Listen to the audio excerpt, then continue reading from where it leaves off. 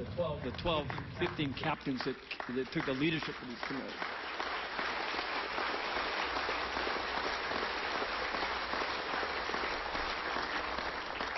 For the Po navigators that all came together united to recognize that it's time to share to young people.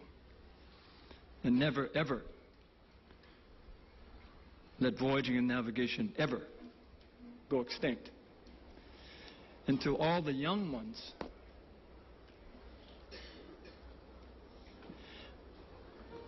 no matter how much hardship, no matter how dangerous it was, when we asked them to come as investments, the truest investment of handing off what we learned from the great navigators that are over there in the wall. Because our time is limited, we can count it in 2 hands. We're tired. Voyage put you on your knees. Took you to the bone. Clyde? So?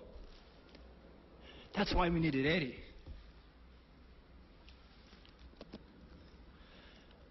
At the times we were most afraid, we could look to him to find courage. Eddie came the whole way. Eddie was the most important crew member we had on board.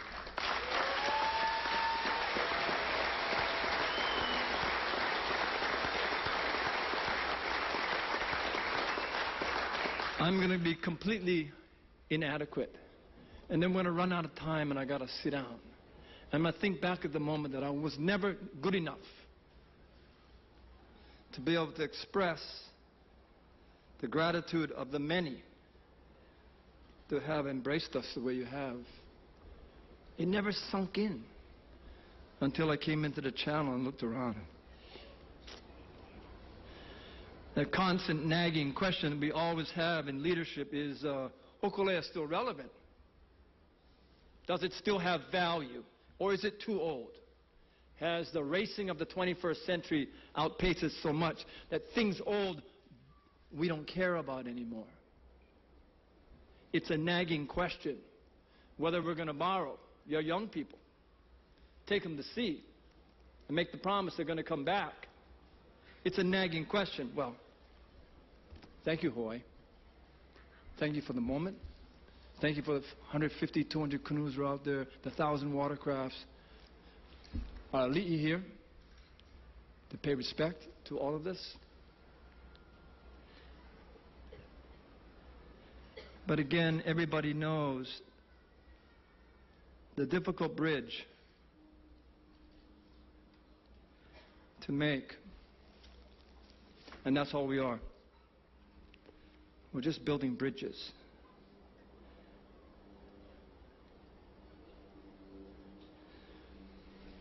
"25 days ago, I received a phone call from a friend. He said, you need to come.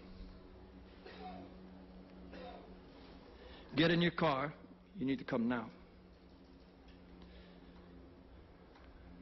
I was dreading the phone call. I got in, and you know, there are kind of times when you're just thinking through all these things that you were gifted and all these things that you were blessed with came from extraordinary generation that, by the way, are not in the room. Physically. There's no sign on the chair for them. But we bring them in spirit. I drive to this place of hospice. Go into a very quiet, cold room. Meet a hospice nurse that said, you know, he's too far gone. You're too late. He's non-responsive. I said, okay. Let me sit with him privately. Do you mind leaving the room? I sat down and held the hand of Dr. Ben Finney, the last of the great visionaries, the great pioneers, the great navigators on the wall. I held his hand and I talked to him. I said, "Hey, Ben, your children are on the ocean right now. Pomai is the captain. Kailan is the navigator. They're coming home." And I said, "They're coming home from Tahiti, our homeland." He squeezed my hand. And I said, "They're on Yova'a, Hokulea." And he squeezed my hand because he knows. 2 days later, we lose him. There's no names on the chairs for the 5 on the wall. But what there is extraordinary stories of a lady. I don't know who she was. I was told the story. She was a woman professor in the University of Hawaii system, and she was Hawaiian. 1958. You can count the Hawaiian professors, 1950s, on one hand. Lili Kalava came a long way. He gave Dr. Ben Finney a book. He said, "Read this. It's all wrong. It's all wrong." And you, as an anthropologist that believe in the ancient voyages of the Polynesian, you need to change that. It was a decade later that there would be a phone call, not on our phone lines, but a long-distance phone call from Santa Barbara University to a painter in Chicago, Herb Kawaianui Kane. They would talk about building a voyaging canoe. I always wondered, how come the phone call wasn't here? How come it wasn't here? How come we couldn't see it? Well, go look what we teach in our schools. Hawaiian was outlawed by policy in the public schools. Private teachers had the privilege and the authorization to beat the kids. I know, my grandmother was at Kamehameha. You graduate from high school, have no idea where your ancestors come from, have no idea how they got here, had no idea that they were the greatest navigators and voyagers and explorers on the face of the earth. How come?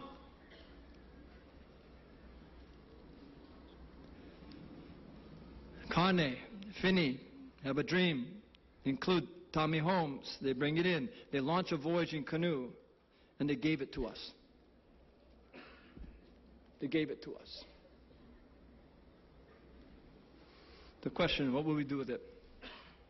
The other miracle with Hokulea, do you know that when they were hunting around the biggest nation on earth called Polynesia, they couldn't find one traditional navigator. When they look at Melanesia, they couldn't find a single deep-sea navigator. They turned to the small islands, which we call Micronesia today. In my understanding,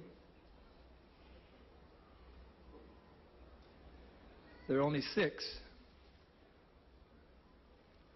And by miracle, a Peace Corps worker, Mike McCoy, said, "Hey, you want a navigator?"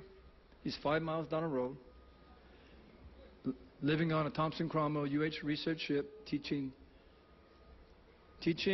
professors at the university how to catch aku with traditional lures. And he was the youngest. Sometimes I look back and think through, what if Hokulea waited a decade or 2 decades to be born? What if we waited? What if it got to the point that Mao was not strong enough to do 2 miracles? Pull Kahikinui out of the sea, 1976. Thank you, Buffalo, Billy, Shorty, John Cruz. Please stand.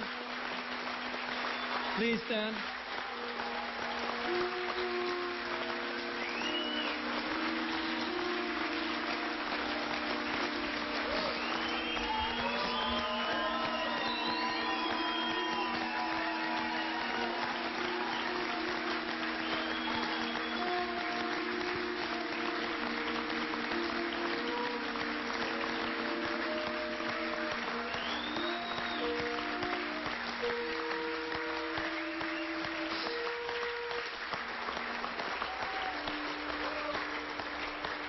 Thank you.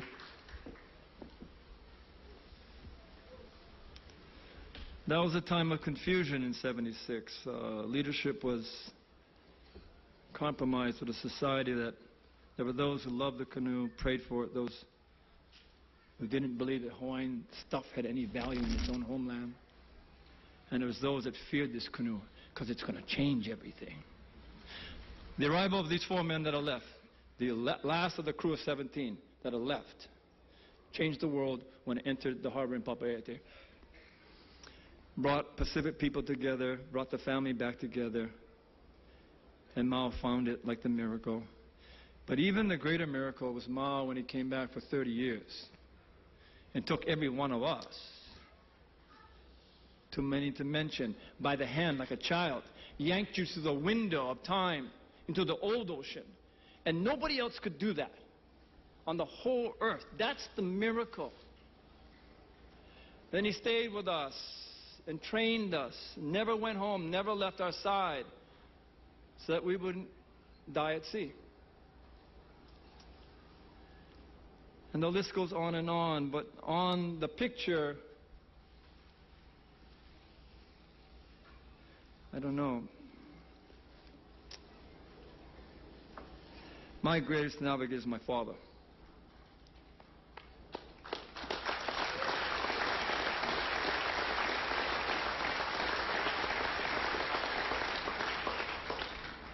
Grew up poor.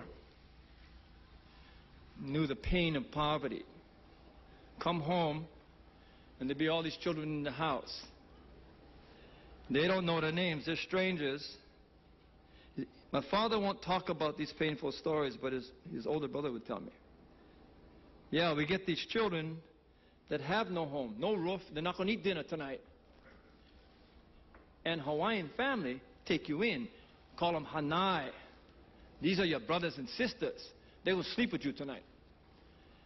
My uncle would tell me, we would watch, and when their parents, they would share the food for dinner, and the parents drank water. Tomorrow you eat guava. There will be no breakfast. My father felt in a very deep way the greatest injustice of all is the neglected and abused child. The greatest. Underage, LST, landing, Normandy, the bloody beaches. Many died. Father told him, you go. You fight for the dirt of your country, Hawaii ne. You make shame, no come home. My father was courageous. 400 miles French soil, 1 mile from the German border. Shot in the head by a German sniper. White snow, green fatigues. Who was in a tree. It's a long story of courage, a long story of standing up for what you believe. But my father's olelo would begin in the hospital room because a bullet went to the left side of his head, took out his left eye, exited his nose, crushed the side of his face, and didn't die. When they bandaged his eyes for 2 years to try to protect it and saved it, he said, Nainoa. It was in the black blindness of the bandage that I could understand the power of vision. In the vision, it was talking to yourself about responsibility. What are you going to stand up for? In some very dark days, in the time of Hokulea, we celebrate accomplishment, we remember the hard times.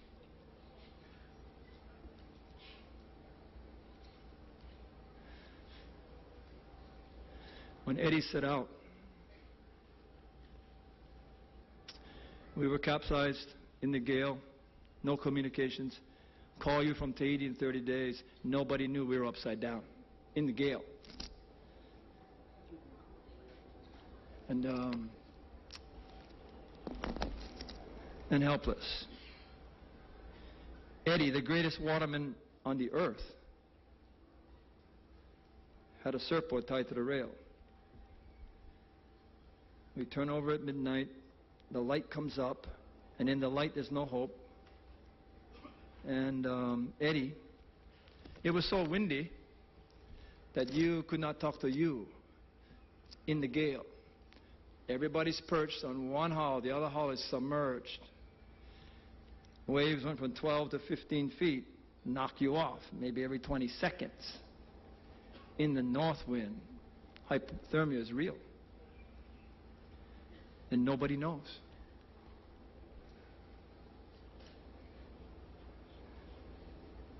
And there's Eddie. You can't hear what he's saying, but you know what he's asking the captain to let him go.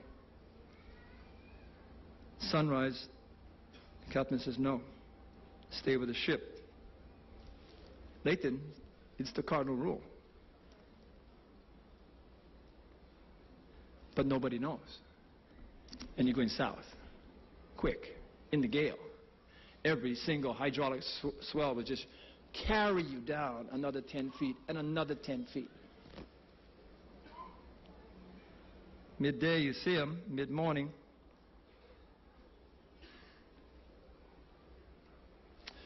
Someone puts a black knitted bagger on his waist, puts some oranges inside, a bag of poi, a life jacket.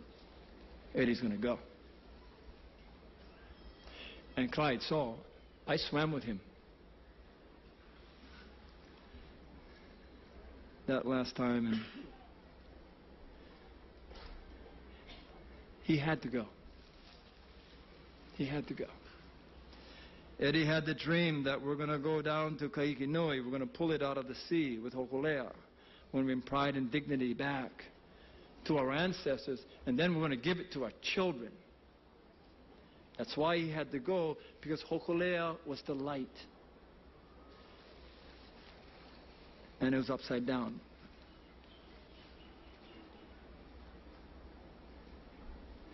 We call it Ehukai. Every time a wave turns on the ocean, it kicks out salt. In the gale, it's so strong. Later, you know, it's like fog. You could not see the island of Oahu. You could barely see Kamalo, and you could barely see Lanaihale. We were out there, going south, in the gale. Nobody else is out there. Eddie had poor eyesight.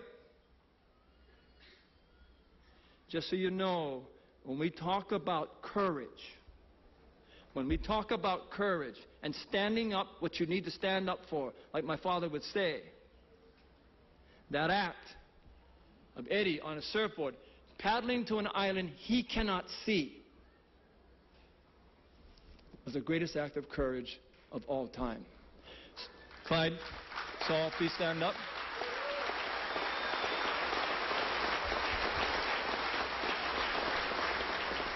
Where's Clyde? Saul? But in the time then when there was so much question, my dad came, and he was the one that provided us, took us, he said, pick this up off the ground. Get off the ground. Stand up for something. My father said, which is cornerstone to that departure moment, if you believe in something, if you believe that you need to turn things to the justice, to make things pono, to make things right, then you should have the courage to try. Lieutenant Colonel Lacey Veach is not up here, but I'm bringing him into the room. Best friend, troubled about the blue planet, the blue island Earth. Keikio Ka'aina, Ku'aina, Hawaii's second astronaut. My opinion, Hawaii's greatest explorer of all time. We would sit at the 6,000-foot elevation in the foothills of Mauna Kea, Mauna Loa, and Hualalai. In the black lava, it would absorb all light to bring the stars close, to strengthen your ability to imagine and vision. And he would talk about this island we call Earth, that there's no other one like it. We have the most powerful instruments in the world. Hubble can see 13 billion light years into space. That's 13 billion years of history of light traveling through space, close to the Great Bang. Great Bang is so powerful, it didn't have light. Not going to find it. But we can't find life. So how come? If we are so intelligent, and if we are so brilliant, and if we are so accomplished at doing anything we want to do, why are we putting our children's future in risk?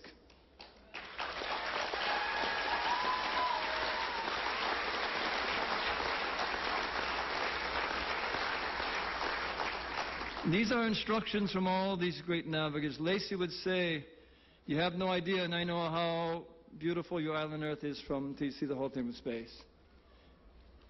But humanity's changing it, and the world's going to change humanity. Quick. This is 1992. Plant the seed of the idea. Take Hokulea around the world. Because you can't protect what you don't understand, and you won't if you don't care. And you can't do it by yourself. He said, take Hokulea. It needs to see and feel the earth, and you need to connect with humanity. That was a seed. It was planted in 1992. And guess what? Leadership would get together, we'd all get together, we would sit down. Where are we going to go collectively? We talk about Lacey's vision, and we wouldn't go. Empowered by the idea, empowered by the vision, but that vision became very unrealistic when we started to ask, look how dangerous it is to go around the world. Look at all these things that are going to make it too high risk. So that unrealistic dream, we just put it aside and we go until the next meeting.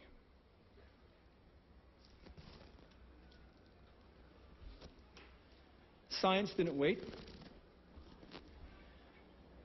1992, sustainability wasn't a word. 1992, climate change wasn't even really measured. Lacey did. He knew. And then this whole language over 16 years comes forward. We start talking about hypoxia. We start talking about dead zones. We start talking about acidification. We're talking about sea level rising. We're talking about drowning islands in the Pacific. And we're talking about islands that are now trying to get economic value of an island they know is going to go underwater by trying to sell it. And then your whole culture for 3,000 years, it gets uprooted for the only home they have. And then where do they go? The Pacific Islands have nothing to do to create climate change, but they may be the ones that suffer the most first. We're at high risk. But when the language kept coming forward and we started to absorb what's really actually kind of happening and have no prediction of what's going to go on, we had a meeting April 1st, 2008 in Honolulu with Voyaging Leadership. Billy was the chair. The question was, should we go around the world? And we voted 4 times because we knew if we're not unified, we can't do this. Unanimous 4 times. But that wasn't the question. That wasn't the question. The question is about risk. As the world changes, and it's going to change us, we started to raise the question about what's more dangerous, the hurricane, and many seasons of the tropical oceans, the rogue wave of Africa, many of the diseases we had to face being 700 days on land,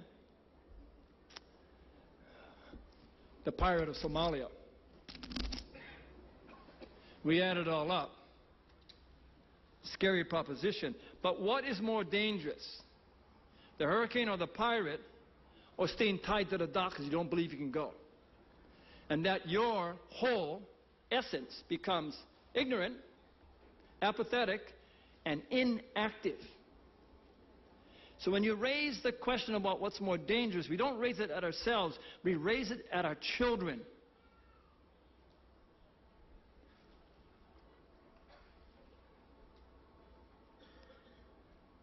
And we left. We trained. We prepared. I remember in Hilo, next to my son and my daughter, who were 5. Trying to make my children understand I'm going to leave their home, and to understand that their father has to do what he does, to understand that in some time you'll get it. You'll know that he was just the son of a warrior that would stand up for what he believed in. But I certainly didn't stand up by myself. Shorty, thank you. Onohi. These are the times when I forget the names. Kalepa, Perkins, Beia. Thank you for coming to 4,500 miles from Aotearoa to be here at homecoming. And thank you, crew. Matahi, Billy, Kalani, Kalau, Pomai, all of you. Jean-Claude, Albon, knowing that Tahiti had to be here. This homecoming would be completely incomplete if Fa'afafiti wasn't here. Because you remind us of who we are. Mataia, thank you for the stone. In the pouring rain, leaving Mataia, the mayor comes up to me and says, take the stone on Hokulea. He says, this is not our stone, it's yours. He took me on a boat, drove around the corner. He said, you see this mountain up here? This mountain is for Pele. And the one below it is for Paoa, the navigator. My father's genealogy. We're family and connected. Fa'afafiti had to be here. So we made promises.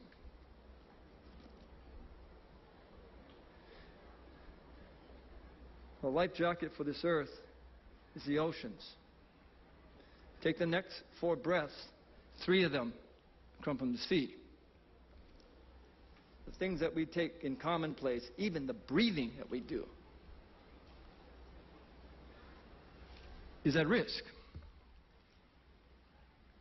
We thank the Jean-Michels and Hedy Moana for being here on behalf of the President of Polynesia. Thank you for the way you treated us. I am babbling now because I'm tired and I'm really uncomfortable about not being able to catch you all. But the promises we made were many, to the oceans, to the education of our children, to the protection of our land. Thank you, Eric Cole, for Pai Aina and showing the light. And we made promises that I was clear that we should go, but not many. There were those in Hawaii that was not clear. There were those that actually came up to me, confronted me, grabbed me by the shirt and says, you have no right to take Hokulea around the world. You have no right because it's not your canoe. It's my children's canoe in the poorest of communities. What if you lose it?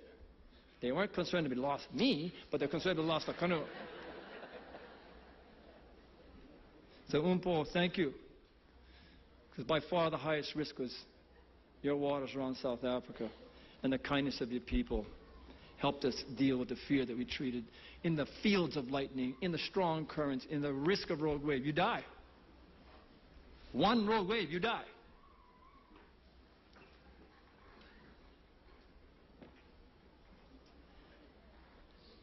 And one of it was a senior statesman, and I really rocked me. It really questioned me, and I left the office in Washington, and I slept on it for 2 days, and I called him back and said, no, I'm sorry, we're going. You should be afraid of the canoe being gone. But again, the reason why we're going is for our children and willing to take the risk. And so I'm very humbled and very proud to tell you right now that Hokulea is home. Go take a look at her. Just step by her. Tell me how much damage you see. Tell me how many broken things you see. Because this canoe was cared for 37 months by an extraordinary community. And if there was anyone that was invaluable, irreplaceable on this voyage, he's not going to like it. But I want to make everybody know we couldn't do this without Captain Paul, Bruce Blankenfeld.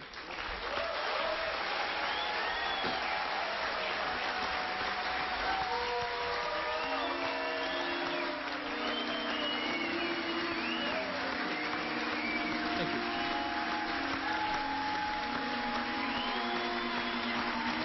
Ladies and gentlemen, Pole Navigator, Polynesian Voyaging Society President Nainoa Thompson.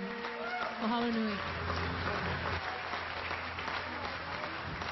At this time, we say mahalo to our... I can. I mean, truly a great storyteller, but of course, We're going to take thank you. a quick break. Yeah, quick break. We'll be right back with much more. One of the things we talked about that this whole Malama.